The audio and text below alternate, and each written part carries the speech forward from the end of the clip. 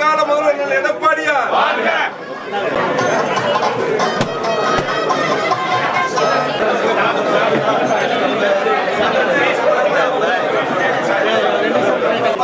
கழக பொதுச் எடப்பாடியாரை வாழ்கவே எடப்பாடியார் புகழ் வாழ்கவே எடப்பாடியார் புகழ் வாழ்கவே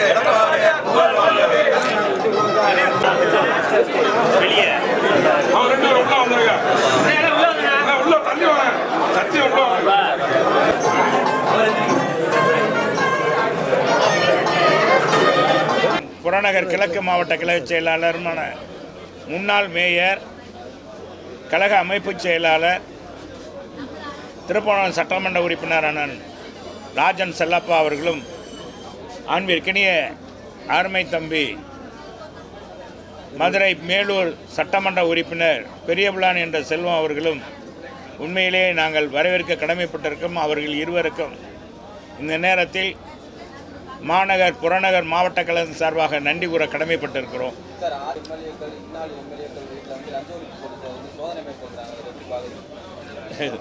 சொல்லணுண்டாங்க. இது என்னன்னா இதை சொல்லிட்டு நம்ம பார்த்துக்கலாம். இதை முதல்ல முடியுங்க. இதை போயிட்டீங்கன்னா அப்புறம் இது 2 நிமிஷத்தில் இதை முடிச்சுக்கலாம். அப்புறம் இதை மற்ற இதை ஒட்டி எதுவும் கேட்குறீங்களா? ரத்த தான முகாம்களை சிறப்பாக நடந்திருக்காங்களா? இப்போ ரத்த தான முகாம் தம்பி ஒரு எண்ணிக்கை சொன்னார் பாருங்க. இப்போ நான் ஒருத்தர் கேட்டேன் டாக்டர்கிட்ட, இப்போ ஒரு யூனிட் ரத்தம் வந்து 4 உயிர்களை காக்குமா. அப்படிப்பட்ட நல்ல இந்த இரத்த தான முகாமை நடத்துகிற இளைஞர்களை இன்றைக்கி டாக்டர்கள் இங்கே உள்ளே இருக்க டாக்டர்கள் பாராட்டுகிறார். இது நான் சொல்ல அரசு ஆஸ்பத்திரியிலேருந்து ஜிஹெச்சுக்கு தான் நாங்கள் இதை கொடுத்துருக்காங்க.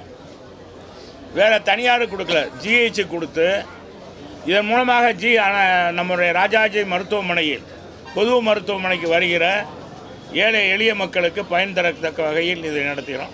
இதே மாதிரி ஒவ்வொரு இடத்துலையும் ஆடை வெட்டி கறி போட்டு பிரியாணி போட்டு நடத்துகிற விழா, அந்த மாதிரி விழாவில் இது உயிர் காக்கிற விழா.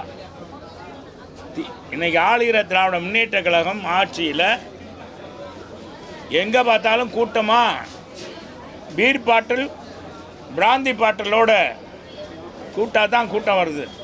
இங்கே பாருங்கள், யாரும் ரத்தம் கொடுக்கறதுக்கு இவ்வளோ கூட்டம் வந்திருக்கு. அதுக்காகவே அண்ணா திராவிட முன்னேற்ற கழகத்தை நீங்கள் பாராட்டணும். இன்றைக்கி தமிழக மக்கள் புரட்சி தமிழர் எடப்பாடியார் பின்னாலே இருக்கிறார் என்றால் இது போன்ற தன்னலமற்ற தியாகிகள், எதற்கும் துணிந்தவர்கள், மக்கள் பணியாற்றக்கூடியவர்களுக்குத்தான், இன்றைக்கு மக்கள் பணியாற்றக்கூடிய படையை கொண்டிருக்கின்ற எடப்பாடியாருக்குத்தான் எங்களுடைய ஆதரவு என்று இன்றைக்கி ஒட்டுமொத்தமாக சொல்லியிருக்காங்க. அதற்கு தம்பி ராஜ் சத்தியன் வழிவகுத்திருக்கிறார். அவருக்கு மீண்டும் நான் நன்றி சொல்ல கடமைப்பட்டிருக்கிறேன்.